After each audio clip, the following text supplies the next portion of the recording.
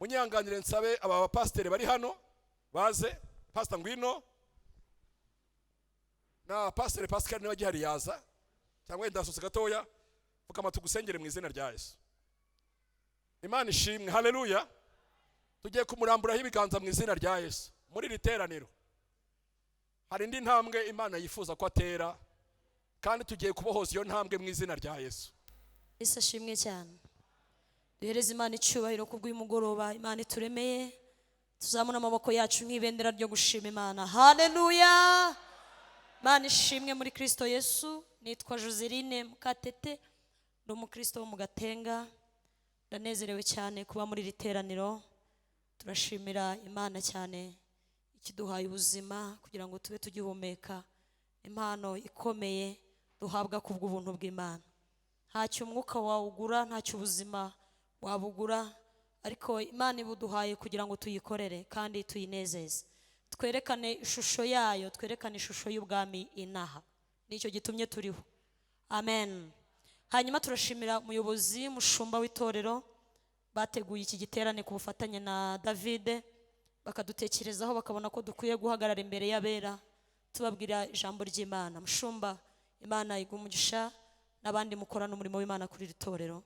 Kandi turashimira David watekereje neza, agatekereza ikintu Yesu akunda, gutaramisha abantu b'Imana ngo bavuge ne Yesu neza. Haleluya, haleluya.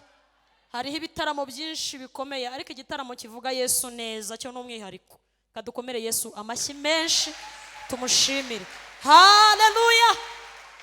Abantu bajya bahuzwa n'ibintu byinshi bitandukanye, za anniversaire, za baby shower, za bridal shower, mamache n'iki byose ni byinshi bitandukanye, ariko igitaramo kivuga Yesu neza Imana ntishobora kubura kugishyigikira.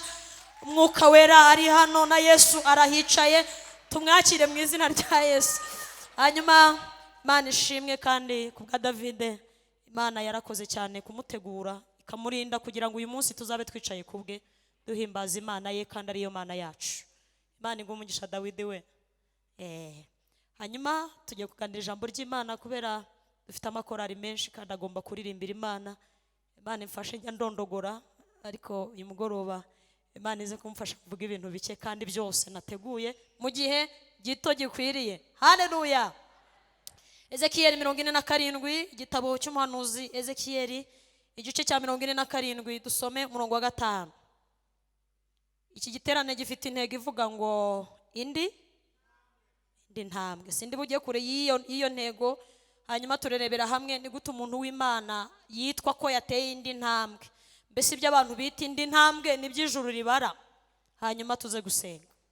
Ezekiel 47 umurongo wa 5 haravuze ngo arongera agera indi mikono 1000, ababaye umugezi ntabasha kwambuka, kuko yarabaye amazi menshi yakwambuka nuzi koga, ari umugezi utambukishwa amaguru. Amen. Arongera agera indi mikono 1000, ababaye umugezi ntabasha kwambuka, kuko yarabaye amazi menshi yakwambukwa nuzi koga, ari umugezi utambukishwa amaguru. Amen. Ibyakozwe n'intumwa 19, dusome duhereye ku murongo wa mbere. Twagiye mu isezerano rishya, ibyakozwe n'intumwa igice cya 19 duhereye ku murongo wa mbere.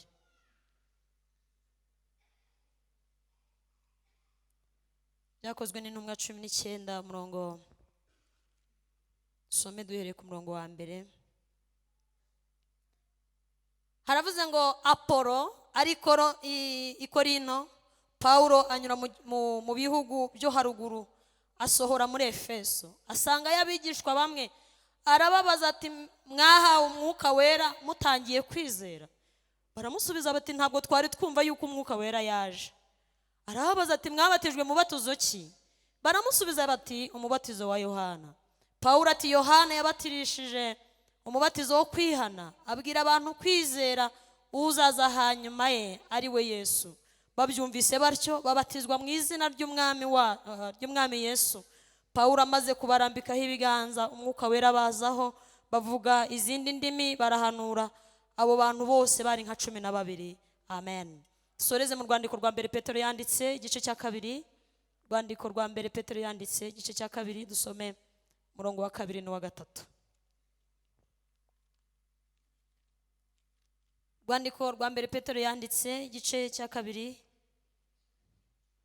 some umurongo wa 2 n'uwa 3. Haravuze ngo mumere nk'impinja zivutse vuba, mwifuze amata y'umwuka adafunguye, kugira ngo abakuze abageze ku gakiza, niba mwarasogongeye mukamenya yuko umwami wacu agira neza. N'uwa 4 tubusome, haravuze ngo nimumwegere, niwe buye rizima ryanzwe n'abantu, ariko ku Mana ryaratoranijwe ribi ry'igiciro cyinshi. Amen. Nshaka kuririmba, hagira umupianiste umufasha ndirimba gace gato k'indirimbo gato cyane. Abacuranzi abari hafi, hagira umupianiste umfasha, hanyuma turirimba. Kuvuga ku rukundo rwa Kristo. Amen. Nakoze urambwira uti nshuti yanjye humura, ninjye wakwicishije, nakoze ibibi aba niwapfa, sinzibagirwa ukuntu wakozwe n'isoni ku manywa bakwambitse ubusa, sinzibagirwa ukuntu wakozwe n'isoni ku manywa bakwambitse ubusa, sinzibagirwa ukuntu wakozwe n'isoni yo ku manywa bakwambitse ubusa. Haleluya. Indi ntambwe ni ryari mu isi y'umwuka ijuru ryishima rikavuga ngo uyu muntu ateye indi ntambwe. Ibindi byose ni ugutwikira inaha.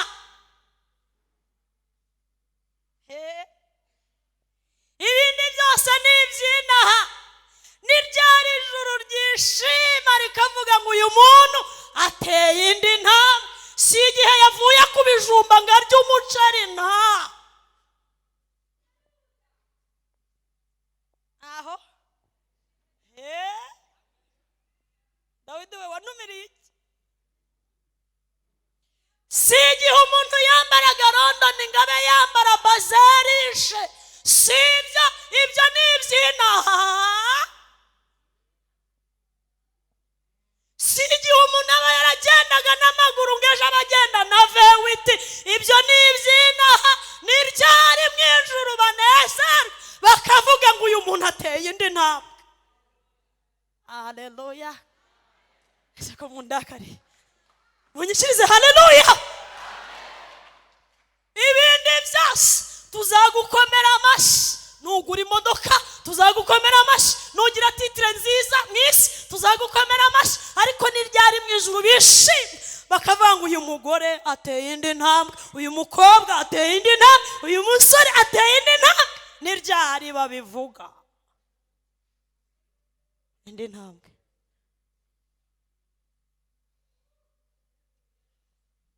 Haleluya.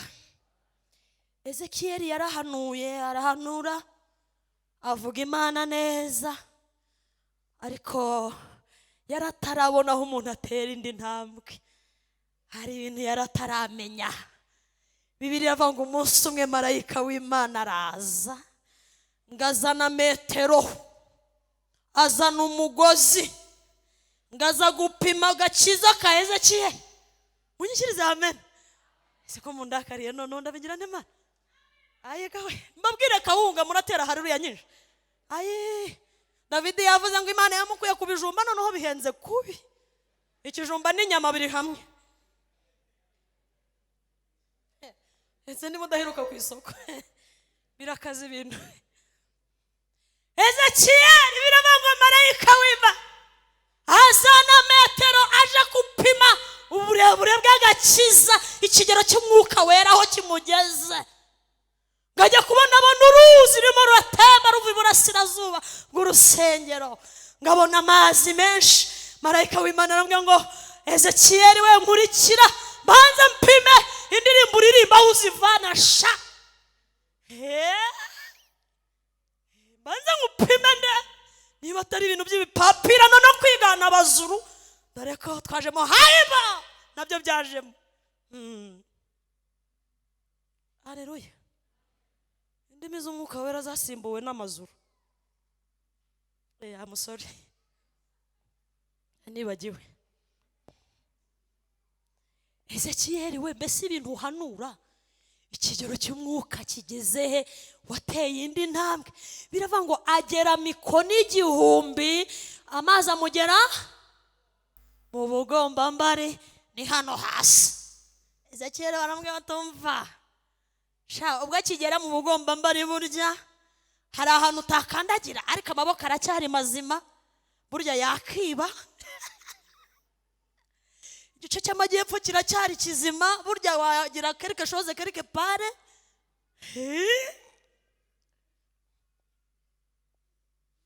Amaso aracyareba irwo reba n'ibitamufitiye umumaro. Amatwi aracyumva yumva inkuru z'abamwanga n'abamugambanira. Umunwa uracyavuga. Ayiba we arabateze kiyawaya tugera izindi mikoro 1000 munyikirize. Haleluya. Indi ntambwe live concert ariko mana yaje mbega concert ngo bagera izindi mikono 1000 marayika aramupima ngo amazi amugera mu mavi. Marayika aramureba aboneza kiyeri ntarashika neza arabatu nubwo bigeze mu mavi wenda wapfukama gusenga muri korari bigakunda ariko oya hejuru ntiharakizwa. Umwandakariye torero muri ko nyumva niko musigaye mufashwa kandi iyo mucecetse muba mwumvise burya. Twese amen. Bapima izindi mikono 1000 ngo amazi amugera mu ruke. Amazi yageze mu rukenyerero akanwa byeri kuko amazi ntaragerayo. Halo.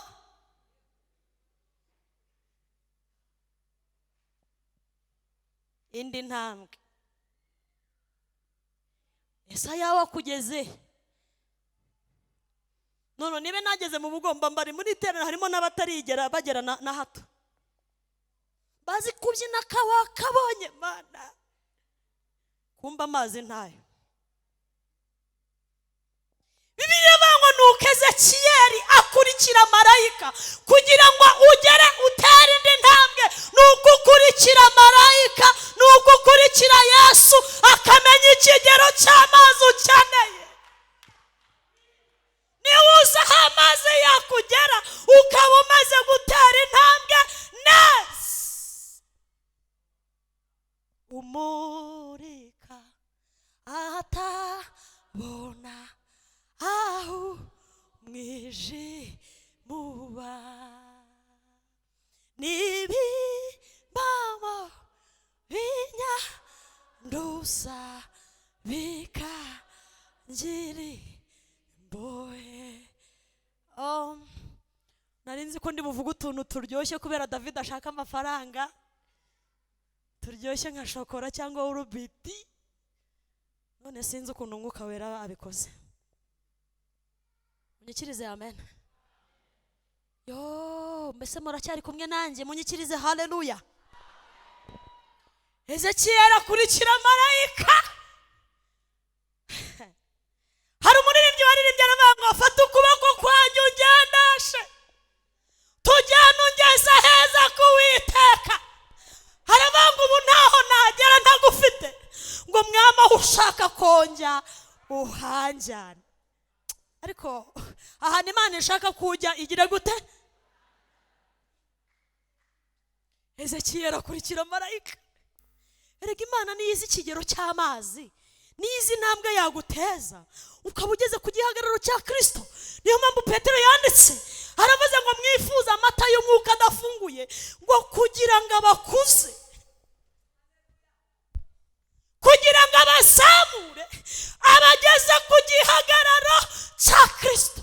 Aravuga ngo niba mwarasogongeye mukamenya ko Yesu agira neza iyo ntambwe mwarayiteye, ariko ngo nimutere indi ntambwe yo kumwegera. Ntambwe yo kumwegera. Ntambwe yo kumwegera. Amen. Mumwikirize. Haleluya. Mwarabimenye nibyo mubishyiramo amafaranga, muzi kubyambarira iniforume, muzi kubitegura ibitaramo byiza, muzi kubishakira abakameramani, muzi kubyigira amajwi meza, amawomapu ni yose, utuye iniforume twiza, mwarabimenye. ariko ni mu mwegere, niwe buye rizima. Etakosti binimara, ni mu mwegere. Ese undi muherukana ryari? Ni mu mwegere, niwe buye rizima ryanzwe n'abantu, ariko ku Mana ryahindutse rikomeza imfuruka. Bibiri iravuze ngo nuko Ezekiyeli ngo baramupima kandi ngo amazi agera mu rukenyerero.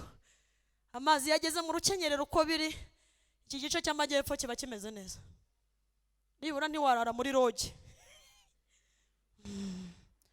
Ushobora gutwara umugore w'abandi Gisenyi ngo mujye kuryoha. Alo, kuko amaguru Zaburi ya mbere iravuga ngo ya mbere ivuga gute harya? Hahirwa umuntu udakurikiza imigambi y'ababi. Iyo amazi yarenze urukenyerero, ubuhagaze muri Zaburi ya mbere ivuga ngo ibirenge byanjye ntibizahagararana n'ababi. Uko biri ibirenge biba byararengewe. Abo tukiri kumwe, haleluya. Abo tukiri kumwe, haleluya. Hari indirimbo Apostle Gitwaza yaririmbye aravuga ngo kuko amaso yanjye wayasize amaraso, sigaye ndeba ubushake bwawe. Kuko amaboko yanjye wayasize amaraso, sigaye nkora ugushaka kwawe. Wampagaritse akwiriye ngo ntava mu masezerano, naho imiraba yaba myinshi ndashikamye muri wowe. Munyikirize amen. Bibiri iravuga ngo Ezekiyeli akurikira marayika, ngarongera apima izindi mikono 1000, tugeze aho amazi yageze mu rukenye.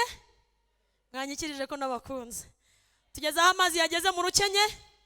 Nibura uyu muntu abasha kwiyiriza kuko inda yararengewe, nta kundi byo kurya nk'umwuko. Amenya igihe cyo gusenga, akamenya igihe cyo kubana, nubwo yananirwa nyuma y'amasengesho, ariko nibura aragerageza. Ko mvuze ibiryo mwese mugaseka. Ngapima izindi mikono 1000, ngo noneho bakipima mikono 1000, ngo Ezekiyeli yibiramo neza, agera ku kigero gikwiriye. Yavuze ngo nuko noneho ayo mazi ngambana menshi, ngo ku buryo atakwambukwa n'umuswa, ngo keretse umuhanga uzi koga, keretse umuhanga uzi koga. Muri Yesu turibira tukambutswa n'ubwenge, tukambutswa n'ubwenge. Ngo nuko amazi aba menshi, ararengerwa, aribira neza, ngo ntiyaba kibasha kwitwara ubwe, ngo keretse umuhanga uzi koga. Imana ibaho ubuhanga bwo koga. Abakomye amashyi barabyumvise. Imana ibahe ubuhanga bwo koga. Imana ibahe ubuhanga bwo koga we. Mutazasigarana wahambara ati se yabonga. Wabona ariyo musigaranye yonyine. Kuririmba mu kizuru nyine akaba aribwo mutwemeje, ariko Imana nibaha imbaraga zo koga mukagera hakurya, indirimbo zanyu zizabyara umusaruro. Twese amen. Kandi ngiye gusoza. Paulo ngagera i Korinto, asangayo bishop witwa Apollo. Yagiye mundeba we, muri kureba he? Bishop witwa uzi umubatizo wa Yohana gusa utaziri zo pe. Reka dani wabimubaza, icyazi ni ugutegura lituriji y'idini. Ndi kuvuga Apollo ariko muri Amerika y'Amajyaruguru. Paulo ngahageze, harababaza ngo niko mwabigishwa mwe, mwabavugabutumwa mwe, mwabaririmbyi mwe, mwabahanzi mwe, mwabakirisitu mwe, mbese mwabatijwe uwuhe mubatiza? Uramwe ati ubwo ntiwamenya amakuru, twabatijwe uwa Yohana, wasanga wowe utarawubatizwa. Aravuga ati iyo nkuru irashaje. Nimwamenye ko Yesu yaje. Uwo Yohana muvuga si we wategurije Yesu, akavuga ngo uri inyuma yanjye ntapfundura n'udushumi tw'inkweto zanjye. Byagenze bite ko mukigendera mu mateka ashaje, munacyari muri analogue? Arabwira ngo hari urusha amaboko Yohana. Nubwo Mose yapfuye, umuyobozi w'uru rugendo Kalebu na Yoshua nabo ntibakiriho, ariko dufite ubaruta. Yesu niwe ubaruta, Yesu niwe ubaruta. Arabwira ngo uruta Yohana yaraje, dufite ijambo ryahanuwe, niko Petero yavuze. Amashyi menshi kwa Yesu, tumukomera amashyi umwami w'abami. Uruta Yohana yaraje, uruta Mose yaraje, uruta Yeremiya yaraje. Uwo ni ubatiza umubatiza ijuru rizi. Uwo ni ubatiza umubatizo mu ijuru bazi. Arabwira ngo mbese murizeye tubasengere mwuzure umwuka wera? Baramubwira ngo ibyo mubatizo w'umwuka wera ntitwari tubizi, ariko turashaka gutera indi ntambwe. Indi ntambwe. Ino konseri ni nziza cyane, twese amen. Indi ntambwe. Erega ndabizi ko wari ufite ijambo rivuga ngo nuko Yabesi atakambira Uwiteka, ngo nuko aramubwira ngo nkize ibintu bitatu: undinde umubabaro we kumbabaza, hanyuma undinde na bya bindi byose muzi mwasomye. Ariko intego y'iki giterane yandushije imbaraga cyane, kandi ubu ndasoje. Twese amen. Hari ibintu Paulo yandikiye Abakorinto ababwira ngo niba hari ibintu mfite kwirata, njye mfite ibintu nakwirata biruta ibyanyu. Reka mbasomere iryo jambo uko Paulo yavuze. Ariko uyu mugabo ndamukunda. Twese amen. Ko munsize munyikirize amen. Hari ibintu Paulo yavuze arusha abandi, yateyemo intambwe mu guhishurirwa Yesu.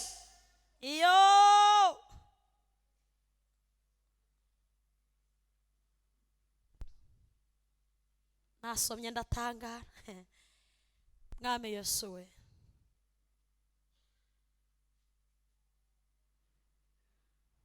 twese amen.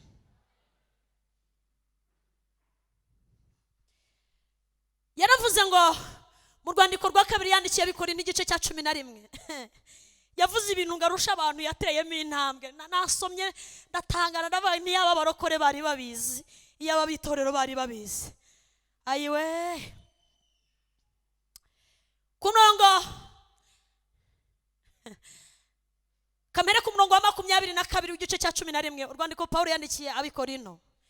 Yaravuze ngo mbese abo saba Heburayo nanjye nuko, saba Isiraheli nanjye nuko, sura urubyaro rwa Abrahamu nanjye nuko, saba abakozi ba Kristo bagabura ibye. Noneho ndavuga nk'umusazi, ndabarusha. Icyambere mbarusha mu mihati. Umva ibintu Paulo yateyemo intambwe, ngabarusha mu mihati. Icyakabiri mbarusha gushyirwa mu nzu y'imbohe. Umva indi ntambwe we, utarajya amageragere uzira Kristo wowe ntago wabyumva neza. Umva ibintu Paulo yirata, ntiyirata umuceri, ntiyirata akawunga, si ibishyimbo n'inyama, si inzu nziza, si amayeta. Aravanga ibintu ndusha abandi. Nubwo ari Abaheburayo nanjye nk'abandi we, nubwo ari Abakristo nanjye nk'abandi we, ndabarusha kujya mu nzu y'imbohe zira ubutumwa bwiza. Gatatu, ariko nkunda ijambo ry'Imana, munyikirize haleluya. Aravuze ngo icya gatatu, mbarusha cyane gukubitwa birenze urugero. Iyo bakuvuze baranyanga, iyi korari iratonesha, sinzayigarukamo, abakire bamenyana n'abakire, abakene tumenyana n'abakene, bataraguhonda. Pawulo aravuze ngo mu ntambwe nataye muri Kristo benshi barusha gukubitwa inkoni nyinshi ku bwa Kristo. Imana ishimwe, Imana ishimwe cyane, Imana ishimwe cyane, Imana ishimwe cyane, Imana ishimwe cyane, Imana ishimwe cyane cyane cyane, Imana ishimwe cyane. Hetayi wostibona iwora kostiba, mbarusha gukubitwa inkoni nyinshi nzira ubutumwa bwiza. Iyo ntambwe narayiteye kandi Kristo sinamwihakanye. Ese ko urugo rukunanira ukavuga ngo nzabivamo, ntago ari Imana yambwiye.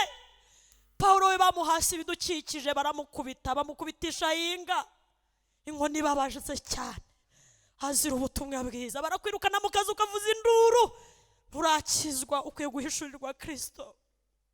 Shomeri burakurya ukajya gusambana, inyota iraza ukanywa byeri. Ariko Pawulo aravuze ngo icyo ndusha abandi mbarusha gukubitwa inkoni nyinshi nzira ubutumwa bwiza. Iyo niyo ntambwe ikomeye. Mbese wihanganira mu kuba kangahe? Wihanganira ibikugerageza kangahe? Induru yawe mubo mukorana, induru yawe mu isoko, induru yawe mu kazi, induru yawe ku mukozi ukoresha, nabo mu rugo mwarabazengereje, barakosa ntimubahembe. Ngizo korari ziri mu marushanwa, amakompetisiyo, tuzambara dute abantu bakabyambariramo, ngibyo ibintu bidafite 12 abitorera birukamo. Ariko Pawulo aravuze ngo icyo mbarusha njyewe ndabarusha gukubitwa inkoni nyinshi nzira ubutumwa bwiza.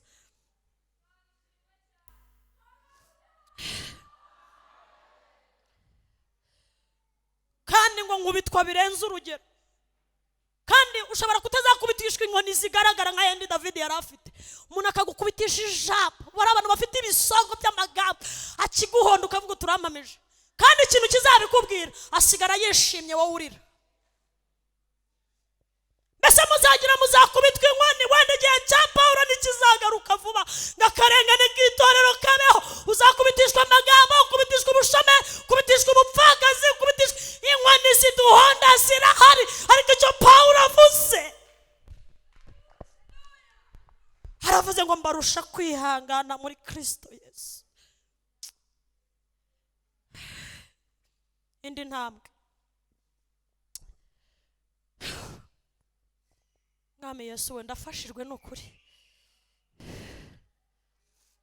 Indi ntambwe, aravuze ngo kandi ibihe bitatu abayuda bankubise inkoni 39. Icya kane sinzi n'umubare ngezeho, ntabyo nibuka.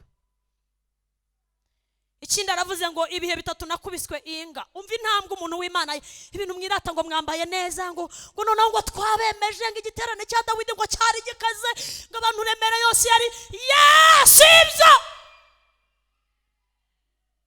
Imiririmbire yo kurushanwa, imibwirize y'amarushanwa, guterana by'amagambo gusa. Ariko Pawulo aravuze ngo intambwe ya mbere nakubiswe na bene wacu bitwa Abayuda ibihe bitatu, ariko ndihangana.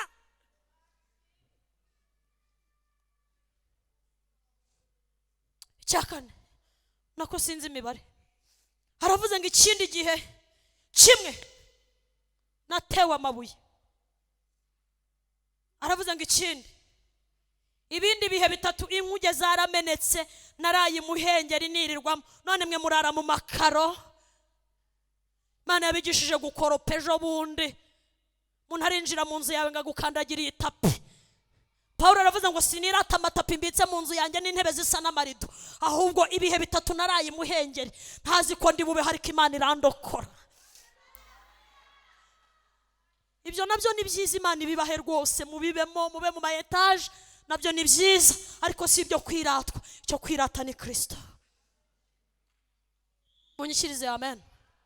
Haravuze ngo kandi indi ntambwe nateye,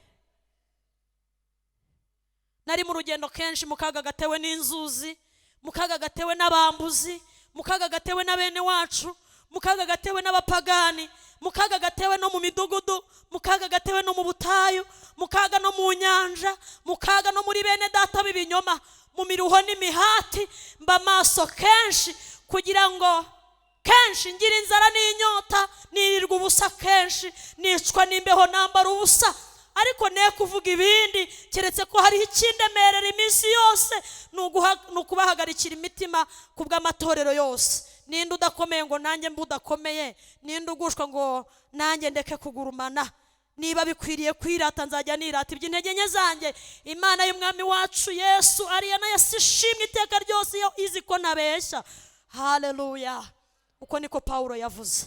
Indi ntambwe, indi ntambwe, indi ntambwe. Ikiza si uko twakishima ko twambaye ibitenge bihenze, n'abapagani Imana irabibambika. Ikiza si uko twakishima ko turara mu mazu meza, n'abapagani Imana irabibaha. Ariko icyaduha tugahishurirwa urukundo rwa Kristo Yesu. Munyikirize amen. Mwifuza amata y'umwuka adafunguye kugira ngo abakuze abageze ku gihagararo cya Kristo. Imana ibahe umugisha mu izina rya Yesu. Amen. Ayo mashini baraya Yesu tuyakomera icyarimwe twese. Haleluya, haleluya, haleluya, haleluya. Imana ihimbazwe muri Kristo Yesu. Imana ihimbazwe muri Kristo Yesu. Hari ibintu bitatu bizagufasha kumenya niba warateye intambwe koko.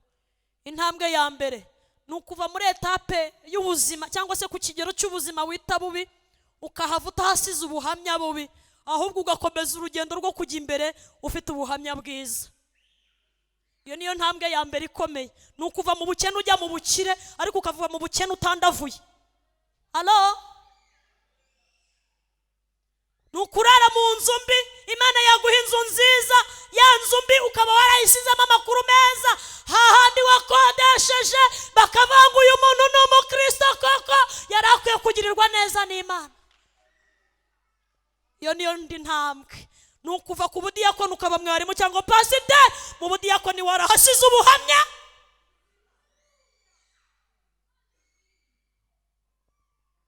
Nukuba umuririmbyi mwiza, ukaba umusitari muri iki gihugu no hanze, ariko mbere y'uko umenyekana warahasize ubuhamya, ku buryo abantu bazajya barambura amaboko bakavuga ngo ni ukuri ibi bintu Imana yari yarabivuze, none uyu muntu Imana imuteje indi. Amen. Rero nukuva mu bukumi cyangwa mu busore ukahava usizeyo ubuhamya bwiza, Imana yakubakira urugo ntigire impungenge z'ukuntu uzongera kwitwara. Hano uko ibyakunaniriye mu bukumi ntago mu bugore no mu bugabo uzabishobora. Ubuhamya byiza burakenewe kugira ngo Imana ibateze indi ntambwe, muzambikwe ikamba, muzahabwa ingororano z'ibyo mwaruhiye muri za ntambwe Imana yagiye ibateza. Imana ibahe umugisha mu izina rya Yesu. Reka ndekeraho, nzagaruka. Abantu biremera murabizi ko dukundana, nzagaruka rwose. Indi ntambwe ni uguhishurirwa urukundo rwa Kristo, no kumenya uko kubana n'Imana bimeze, no kumenya uko umuntu w'Imana yitwara mu gihe cy'ubukene n'igihe cy'ubukire, mu gihe cyo kwambara ubusa n'igihe cyo kwambara, mu gihe cyo kurya n'igihe cyo gusonza, kugira ngo uzahabwe ingororano nziza ikwiriye abanesheje. Amen. Reka duhaguruke twese dusenge. Ibindi abantu binaha birata ni ubusa, ni ibintu bishira. Niwirata amazu uzasigarana nayo niba udakijijwe, niwirata akazi keza n'amafaranga menshi uzasigarana nayo, ariko nubigira ukagirana na Kristo, ubugingo bwawe buzahishwa kandi buzarindwa. Ndabifuriza gutunga Yesu mu zindi ntambwe Imana igiye kubateza twese. Amen. Nukuri ko yari Imana ubukiri izabubaha n'ubundi si uko mwasaga. Abagore Imana izababaha n'ababafite namwe muhumure si uko mwari mumeze. Iyo ni intambwe Imana yagiye ibateza. Abaryaga nabi none uyu munsi murarya neza, ariko igitangaza Imana ni ukubona ubuhamya bwanyu bwiza muri Kristo butarahinduka, ni ukubona mutarasuzuguza Imana mu makaritsiye aho mutuye, ni ukubona Imana itaragawa aho mukorera, ni ukubona Imana itaragawa mu bipanga aho muba, ni ukubona Imana itagawa. Munyikirize amen. se muri iri teraniro haba harimo umuntu wumva ashaka gutera intambwe ngo yegere Kristo? Kariko Petero yavuze ngo nimumwegere, niwe buye rizima ryanzwe n'abantu, ariko ku Mana ryabaye irikomeza imfuruka. Ntago twakwima amahirwe ushaka kwakira Kristo uvuga ngo narinzi ko ubuzima n'imbaraga z'amasezerano ziri kubigaragara gusa, ariko menya ko imbaraga z'amasezerano ziri muri Kristo Yesu. Ndashaka kumwakira muri uyu mugoroba ngo nanjye Imana imbyare mpinduka urubyaro rwa Aburahamu muri Kristo Yesu. Ubaye urimo twaguha promotion muri iki giterane. Dawidi yaririmbye aravuga ngo yasize 99 aza gushaka imwe yarizimiye. Wabona amahirwe ufite arayo uyu munsi, cyangwa umuntu wari waracogoye akagwa, zamura ikiganza tuguhuze n'Imana. Ubaye urimo byaba ari umugisha ukomeye. Ubaye urimo ushaka kwakira Yesu nk'umwami n'umukiza wawe, gakubera ibuye rikomeza imfuruka, cyangwa wari unaniriwe muri iyi nzira ushaka ko Yesu akongeramo imbaraga akaguha ku mata y'umwuka adafunguye, uzamura ikiganza tuguhuze n'Imana. Niba urimo zamura ikiganza, kandi niba udahari nabwo nta tegeko ribihana rwose. Jambo ry'Imana ni imbuto itabora kandi yera imbuto mu gihe cyayo gikwiriye. Twakira umushumba wacu aze, umubyeyi adufashe gusenga, atubwire Imana ngo ikigero cy'amazi ukizamure, twe guhera mu mubatizo wa Yohana gusa, we guhera mu mubatizo w'idini, ko warabatijwe mu mazi menshi uri mu bitabo bya ADEPR cyangwa n'ahandi usengera ntibihagije, ahubwo ukwiye kuzura umwuka wera kugira ngo ugere ku kigero gihagije cya Kristo. Maze Imana ibaho umugisha mu izina rya Yesu, amen.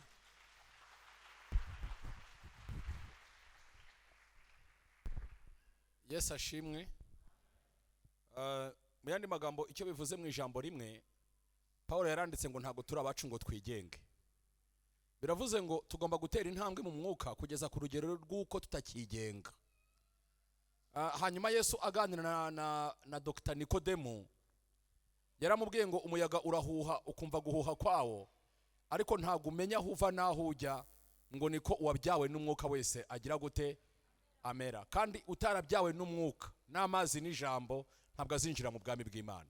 Turi inaha ariko hari ibintu bizahinduka. Tugiye gusenga Imana tuyisaba imbabazi niba hari aho byageze tukigenga, kugira ngo Imana itubabarire kandi idukuze tugere ku rugero rw'uko itugenga, ahubwo ntitwigenge.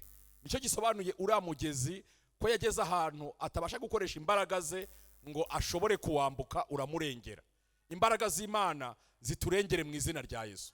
Ziturenge, nagaruka kuturengera bisobanuye ibindi. Imbaraga z'Imana ziturenge, zidutware tugere ahantu tutagishobora kwigenga, kuko ni Imana yaturemye, iturema kubera impamvu zayo. Imana ikurema nta nama mwagiye, Imana yakuremye kubera impamvu zayo. Hanyuma Imana itwoherereza Yesu, ntabwo yagiye natwe inama, yaduhaye Yesu kubera impamvu. Imana iduha imbaraga nyinshi zayo, tugere ku rwego rw'uko ariyo itugenga, tugere ku rwego tutakigenga. Abasore ntibigenge, inkumi ntizigenge, abagabo ntibigenge, abagore ntibigenge, kuko iyo wigenze wongera gukumbura inzoga. Mwarangiza mugasubira ku kantu mwise ngo kave huje, mukakita izina ryiza ngo ve de messe. Urayita ve de messe kubera ko padiri ayinywera mu misa, ariko ni ve irimo alcohol, izagusindisha ntabwo uzaba maso. Kandi biravuga ngo mwirinde ibisindisha kugira ngo mube maso. Impanda itazavuga igasanga mwasinziriye, mwasinze, mwazezengeye, kuko ntago tuzi igihe impanda izavugira. Ugomba kugira ku rwego rw'uko utigenga, ukaba umugabo utigenga ngo numva ushaka gusambana usambane, oya. Ukaba umugore utigenga ngo ujye ahantu hose ishaka. Imana yakubuza inshuti ukazireka, za zindi zikwangiza. Imana yakubuza ikigare ukakireka.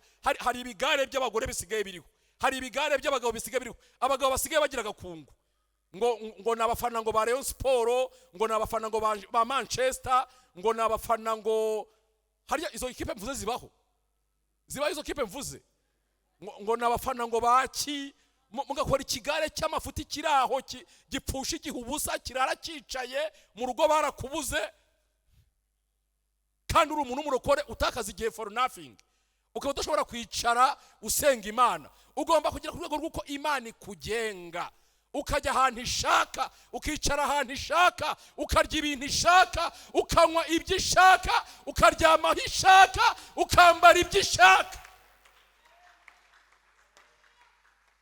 Imana itugenge mu izina rya Yesu. Haleluya. Reka dusengere kino cyifuzo, reka tugisengere mu izina rya Yesu.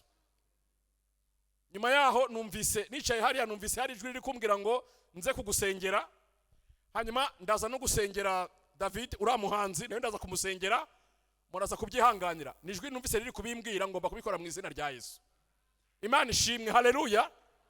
Ndaza kubasengera kandi ntabwo ndabasengera mupfukamya, ndagusengera wenyine, hanyuma nawe ndaza kumusengera wenyine. Imana yambwiye ngo mbatureho umugisha.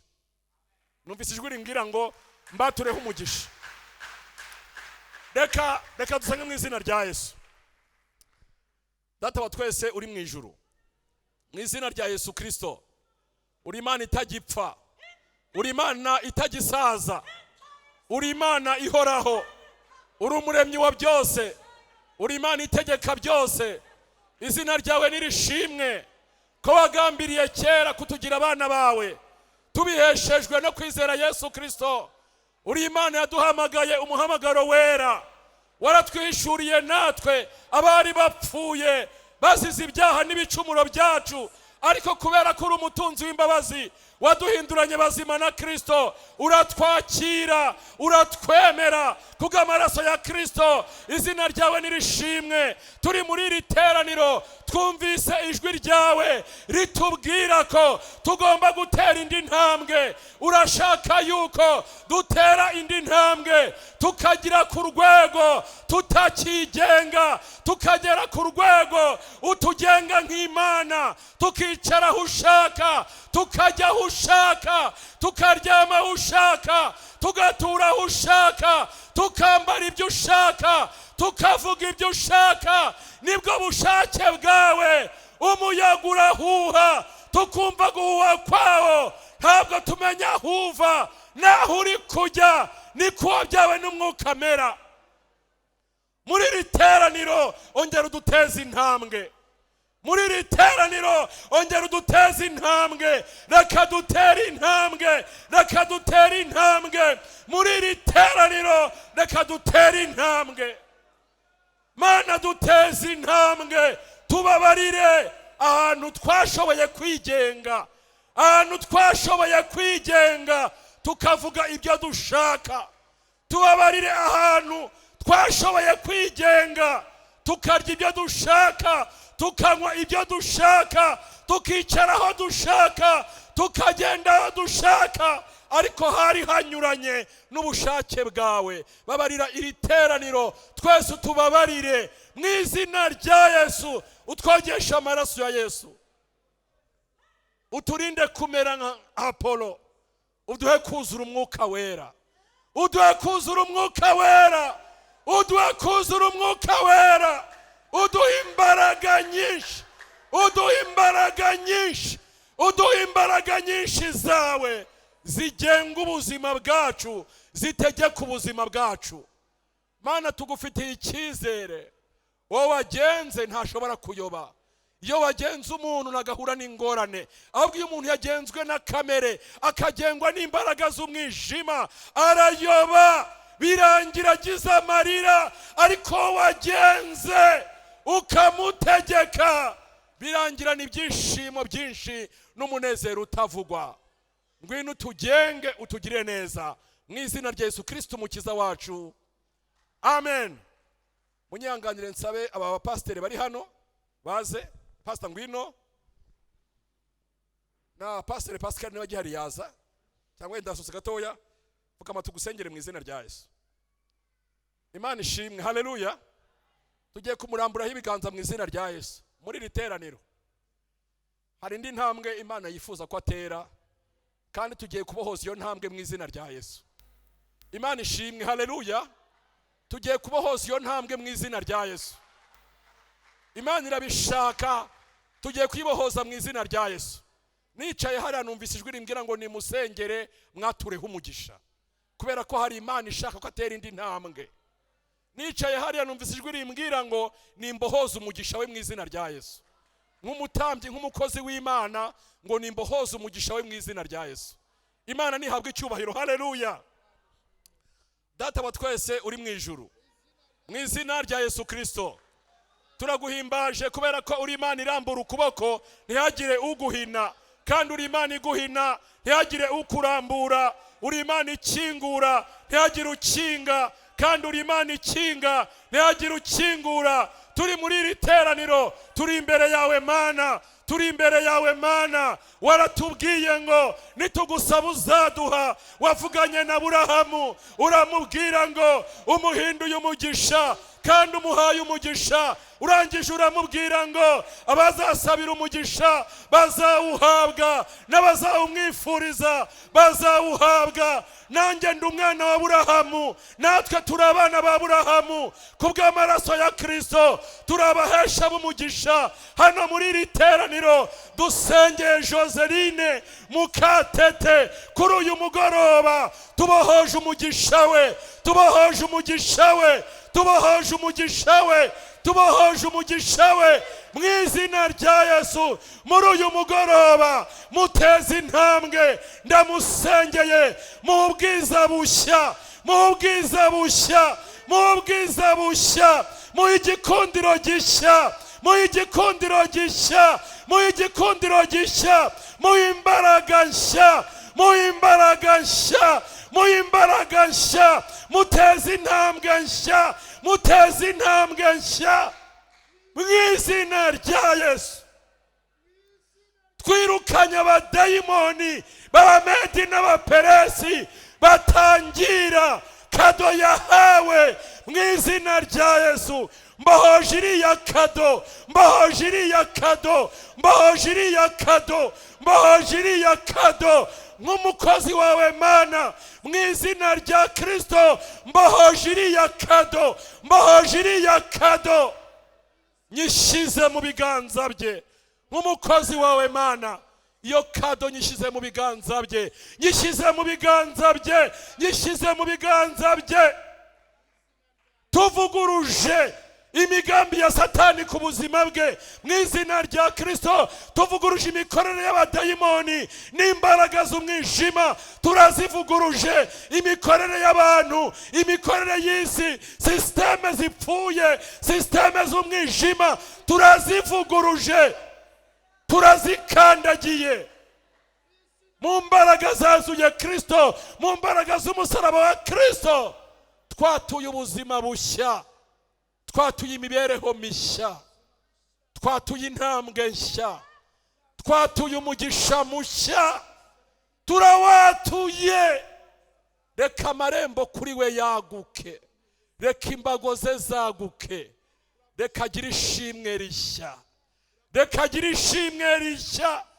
Nyashyize imbaraga zazitiye iri shimwe ndazicyashye mu izina rya Yesu. Dufashe mikrofone tuyishyize mu biganza bye, dufashe mikrofone tuyishyize mu biganza bye kugira ngo ashime ishimwe rishya, ishimwe rishya, ishimwe rishya. Dukuyeho ibisanzwe tuzanye ibidasanzwe nk'abakozi bawe Kristo, nk'abakozi b'Imana. Dukuyeho ibisanzwe, dukuyeho ibisanzwe tuzanye ibidasanzwe.